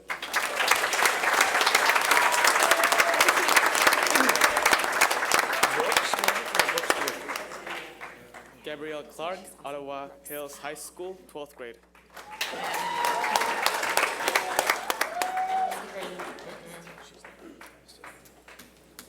Hi, good morning. Good morning. So I chose the last prompt as well. Why isn't the world colorblind? And I chose to write a poem about it. Nice. Why isn't the world colorblind? Why, would you ask me? As a woman of color, I tend to see everything, like the way we are treated because of pigmentation, which determines life or death in our reprobate nation. And I couldn't really tell you what pains me more or less, living in colored skin or getting second best. Or maybe how being white suddenly makes you a default racist, or how being told that all the food you make is unseasoned and tasteless. Or not being able to walk freely with a turban, feeling threatened by a threat in an area that's suburban. Or not being taken seriously because you're labeled immigrant, or being spoken down to because they think you're ignorant.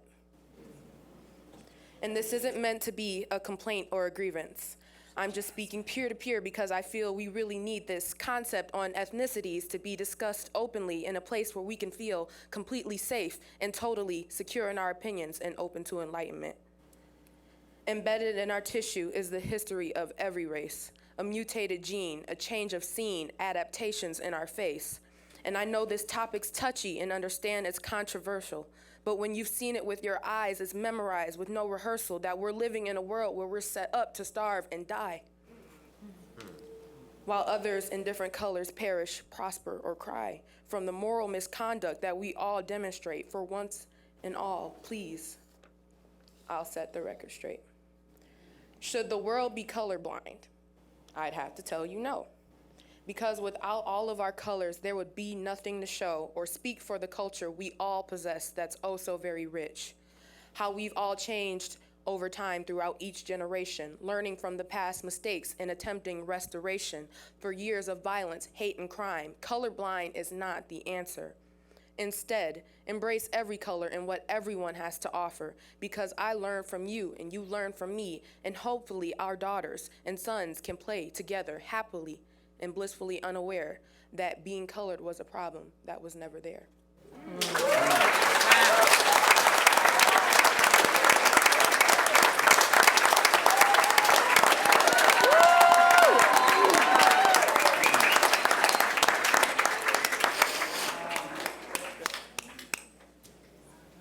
And Kechinyere Okawasi from Southwest Community Campus, 3rd grade. Third grade? Oh, I don't think she's on here. Hi, my name is Nkechi, and I'm a third grader at Southwest Community Campus, and this is the question I picked for you. Why is it important to talk about race? It is important to talk about race because you show your differences, and you don't have to be the same if you're a different color. When we talk about race, it allows other people to understand and appreciate the differences and many similarities that we share. By talking, we all can express our feelings and get out of our shadows. When we fail to talk about race, we are leaving room for stereotypes. Although it can feel overwhelming talking about it, it is important that we do. We are all people and should all be treated equally. Some people think if we don't talk about race, it will magically go away, but that is not true. I like to talk about race because it is fun to share my cultural values and beliefs. When you educate about race, it helps to fight racism and create change. Issues of race need to be discussed in order to bring them to light.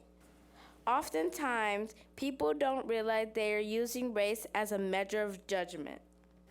Once we start to discuss these topics, we can begin to see why there's a racial divide and what we can do as a community to break through this.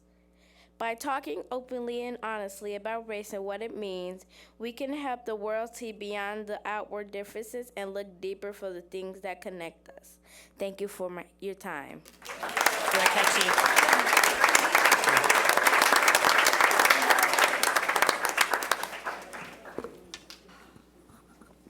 Quinn Hodgman from Coit Creative Arts Academy, 4th grade.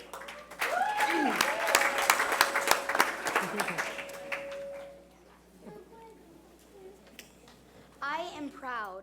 Why am I proud? I don't say this because I'm white. I don't say this because I'm male. I say this because I live in a world where we aren't separated by 2 water fountains, where we aren't separated by 2 schools. We're not separated by 2 races. Are you human? Are you human? Are you human? We're all human. That is the only race that really matters. Does it really matter what color of skin you are? Not at all. So why do we judge people by this? It doesn't matter. Why is the real question. Now, the question I picked today is, why is race important? Race is important because all of us, despite having different colors, are all human. We're all one race, and that one race is human. We all deserve a chance to show how great we actually are, inside and outside. No matter what world you live in, you're all human, and that's what really matters. Thank you.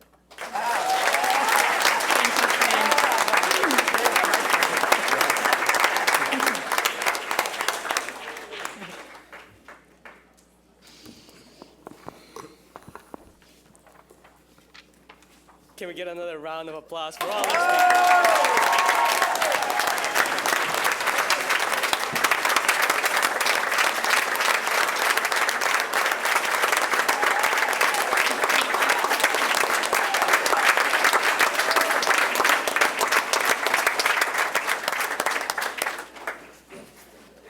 Yes. At this time, we would like for the listening panel and students in the audience to begin filling the survey they were given. Okay, this, if you need a survey right now, some of our Affairs Council members will hand one to you. You want one? Oh. So this survey will help us evaluate this year's event to ensure that we've met our outcomes and can improve upon next year's event. If you need something to write with, we have members of the Mayor's Youth Council circulating with pens and pencils. Please complete the survey before exiting the chambers. The Mayor's Youth Council will collect them at the door. I also want to speak directly to those in the room and those watching this on TV. If you are between the ages of 15 to 24 years old and you live in the city of Grand Rapids and you need a great paying job for the summer, check out the LEAD program. Everyone should have received a flyer about this. If you go through this program, you can earn a job working for the city and other businesses in the community that participate within the Mayor's 100 campaign. You will not only learn about city government and how to write a bomb cover letter and resume, but you will get to take an acting class and a hip hop class and learn how to manage your money. This is an opportunity you can't pass up. So again, if you're looking for employment and you're 15 to 24 years old, check out the LEAD program. Applications are available in the hallway or online at ourcommunitieschildren.com. That's ourcommunitieschildren.com.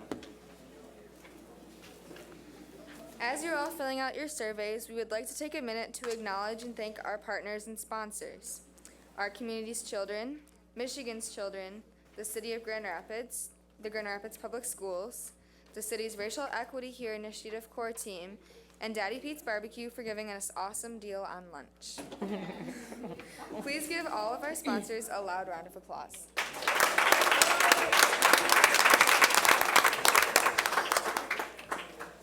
Now please welcome Ms. Shannon L. Harris, Program Coordinator of Our Community's Children, as she gives some closing remarks. But can we give it up one time for Daniel and Natalie? Obviously, our speakers, you guys are so courageous. And I was just talking to one of our photographers, and she said, I am confident in this generation. So Absolutely. I Amen. ditto that. Thank you, Denavia, for saying that. Before I give some closing remarks, I want to know if the listening panelists have any remarks that they would like to say to the youth speakers. So we've got some microphones that are circulating. So this is the time. Yes. Yeah, thanks. I'll start. So I'll say just a couple things. One, I couldn't agree more with Shannon. It takes a lot of courage to get up and to speak. And I want to say thank you for finding that courage inside of you to do it. This was an amazingly powerful morning. Your testimony was powerful. And, you know, I've always said that I have incredible hope for the future. And I do believe that we can change what the future is like. And I do believe that we can eliminate racism. And honestly, it's people like you, it's young people that give me that hope. So thank you. There's some handheld mics in the back, if you could pass them forward, or there's one right up here. Yep, go ahead. Wendy? So, all right. I just, first of all, I want to thank Ms. Hampton and Ms. Love talking about the importance of teachers. As sitting on the Grand Rapids Public School Board, I thought they were pretty profound comments. Ms. Love talking about how important that relationship is and relationship to network, but also how important it is to keep that teacher longer, as well as diversity. I want to let you know that both the board and the administration are aware of both of those issues and working very hard on them. That doesn't mean we don't need to be working on them harder. So thank you for those comments. I also just want to talk about how much the students were speaking about advocacy. Ms. Gilbert was representing her sister and talking about the moment when she saw the woman with a hijab and the harassment she was experiencing. And I want to congratulate her for recognizing her role as an advocate and defending against bullying. And I want to give a shout out to Mr. Riley Wilson. He didn't speak about it, but my sons witnessed him playing that role as advocate on a Grand Rapids public bus. And I just think this generation to step up and have leadership and be advocates is really exciting and very admirable. Thank you.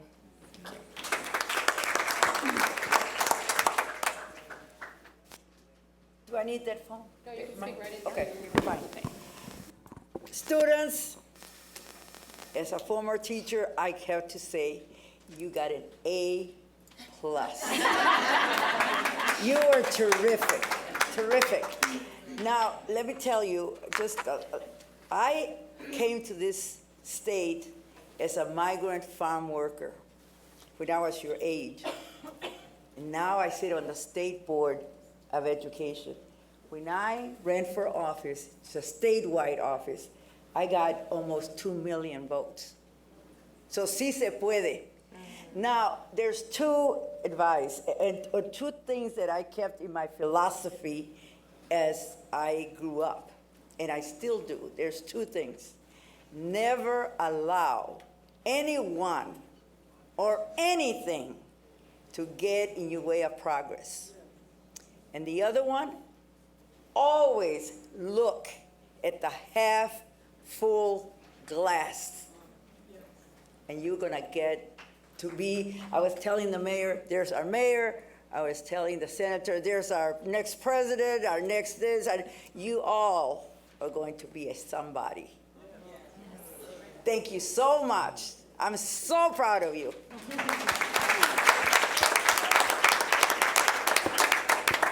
I echo actually what has already been said, but wow. Wow. Amazing. Thank you. Thank you for sharing, for being courageous and brave. And some words of advice, Go out and be bridge builders. Tear down walls that are built from hate. Don't co-sign on bullying and acts of hatred by not doing anything or saying anything. Stand up, be heard, just like you were today. Thank you for instilling hope in me for my future. You guys are amazing. Thank you.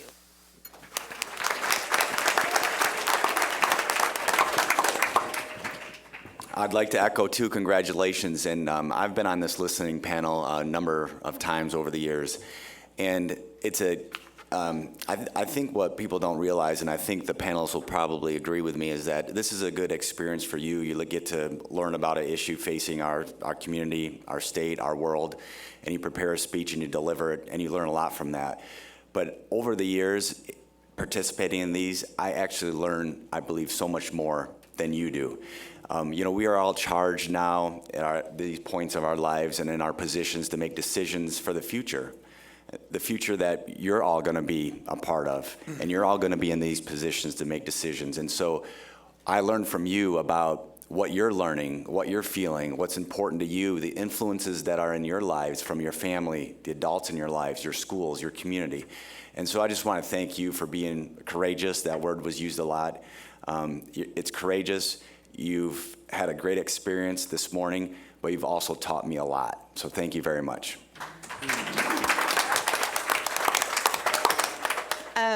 Stacy, I just want to thank you for your wisdom. I have long said that youth are among the best teachers. You have always been the best teachers to me. And I think we as adults, we need to be better students. And we need to listen more to your wisdom, because you dropped some serious knowledge today. And I have I was trying to write everything down, so I hope we can get copies of some of these.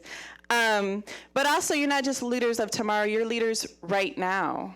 Right now, a lot of these social movements throughout history and currently, they're led by youth, right?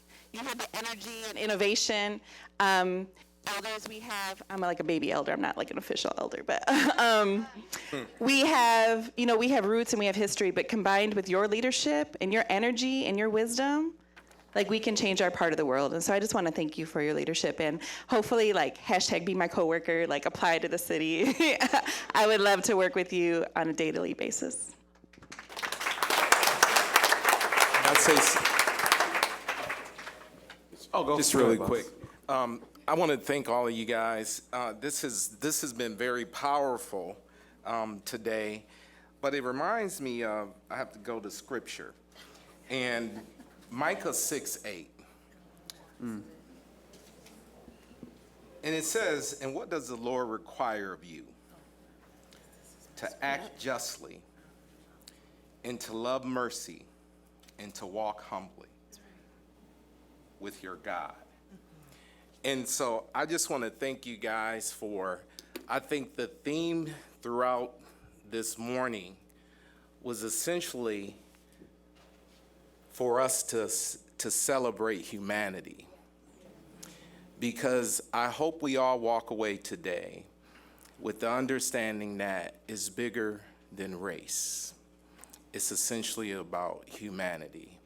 And I want to say to all of you that I personally affirm you, and I just thank you for your boldness and your tenacity to speak truth to power. Thank you, guys. That's why I was trying to speak before Clee, because he said exactly what I was going to say. First and foremost, so I don't get a text from him. In my intro earlier, I meant to also say I am the advisor for the NAACP Youth Council. So you want to talk about advocacy and fire? I was so charged up by you guys. And personally, even though he said it, but I affirm each one of you.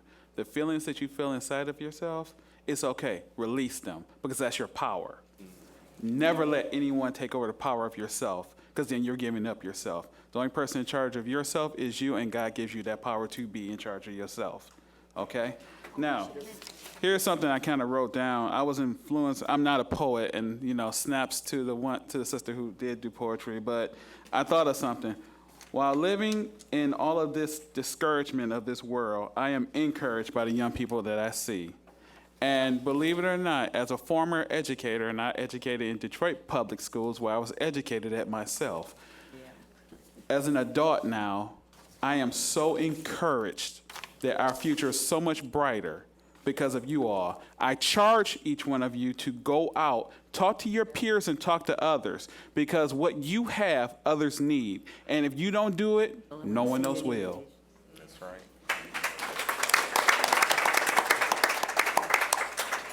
Just really quickly, a couple of quotes that resonated with me. Continue to call out racism. We absolutely need to do that. And then secondly, we can't take a passive approach to these conversations. These conversations absolutely need to happen. And I want to send a big shout out to not only the students who were super brave today, and I noticed that some individuals, when they were finished presenting, were like, "Whew, thank goodness that's over." But you all did wonderfully. You exhibited some talents today that we see every single day in the Grand Rapids Public Schools. And I also want to give a big shout out to all of the students who came here today to see you in action. Right?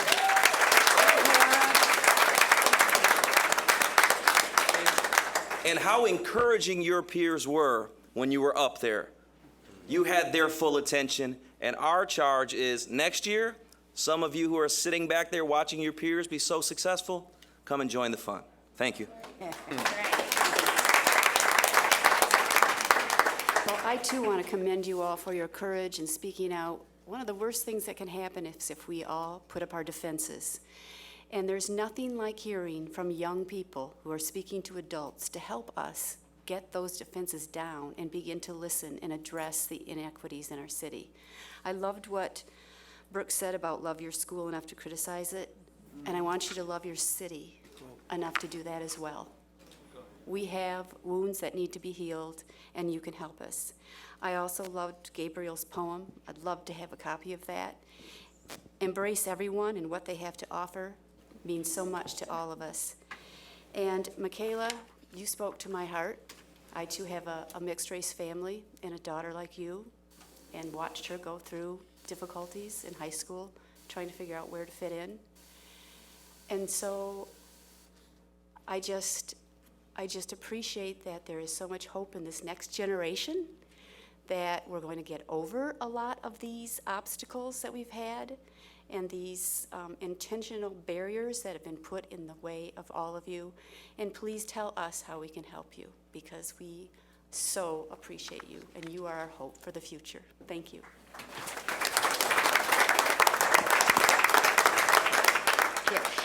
Really quick, I just want to again say congratulations and great job. You guys did way better than I did like 10 years ago. Way better. But also that it's really amazing how conscious you are of race and equity at such a young age. Right? We knew about this, even my own experience. I mean, I was super conscious of race and what that meant in terms of discrimination and stereotypes really early, and I see that you guys are there too, and you've taken a step further, and you're trying to advocate for equity. So congrats and kudos to you all, and I think it's important for us to keep that in mind, that this consciousness starts really, really early. And the last thing, just again, you guys were so eloquent, so knowledgeable, that I think any of us could have taken your script and said what you said. Like, that's how great it was. So congratulations again.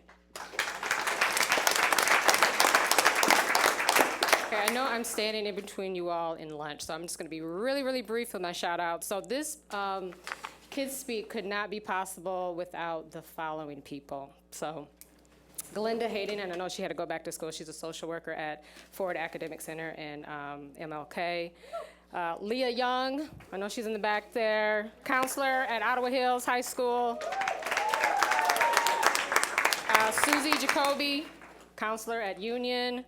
Alexia, teacher at C.A. Frost. Dr. Hanks, principal at Grand Rapids Public Museum School. Jackie Thompson, Loop site coordinator at Buchanan Elementary. Sonia Hernandez, GRCC Latino Hispanic Commission of Michigan. Kenyatta Hill, who's a principal at UPrep. Ashley Matthews and Maria Hampton from UPrep. Sarah Brooks, Grand Rapids Urban League. Sandy Harvey from GRPS. I want to give a special shout out to Denavia Moget for her excellent photography skills. I don't know if she's in the room. Okay. And she's graduating from Grand Valley State University next week. And then the last two people, but certainly not least, last three people actually, Lynn Heemstra. We were here late last night putting all these chairs together. And Shayla Willis from the T2C studio. And Jordan, is he here? Eatman. So kudos to those people. So thank you so much for coming. I'll toss it back over to Daniel and Natalie.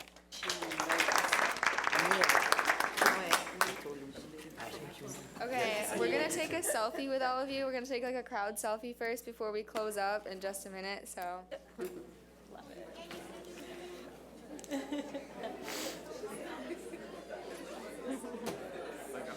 thought about doing that too.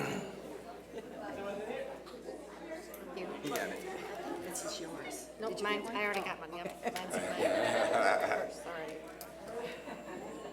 I will never forget this.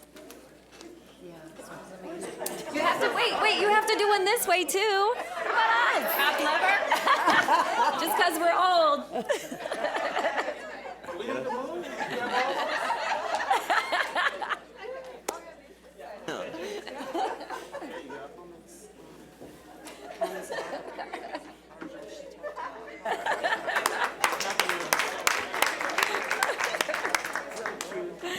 All right.